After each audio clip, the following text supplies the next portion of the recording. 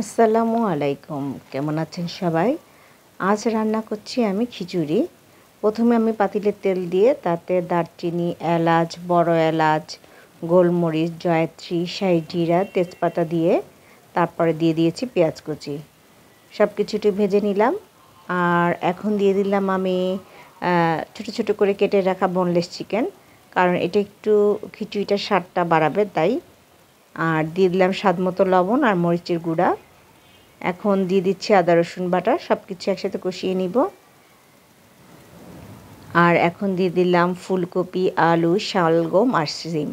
এখন সব কিছু ভেজে নেব একটু। আমার মনে হচ্ছে লবণটা একটু কম হয়েছে, তাই আবার একটু লবণ দিয়ে নিলাম। আর সবজিগুলো কষানো হয়ে গেছে। এখন আমি চাল ডাল দিয়ে দিলাম।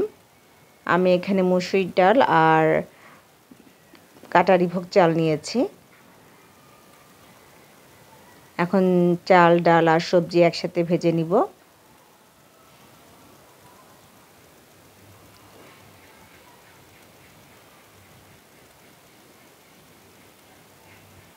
ভাজাটা হয়ে গেছে, এখন আমি একটু কাঁচামরিচ দিয়ে দিব। সব কিছু একসাথে মিশিয়ে গরম পানি দিয়ে দিচ্ছি। এভাবে করে খিচুড়িটা রান্না করে খেয়ে দেখবেন, তো খেতে খুব স্বাদ লাগে। আমি খিচুড়ি রান্না করি বিভিন্নভাবেই, তার ভিতরে এটা একটা। ঢাকনা দিয়ে ঢেকে দিলাম।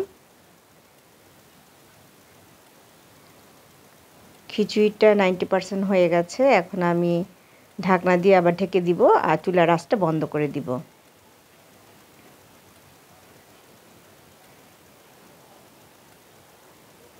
তৈরি হয়ে গেল আমার সবজির ভুনা খিচুড়ি। বাসায় তৈরি করে দেখবেন, খেতে বেশ মজা।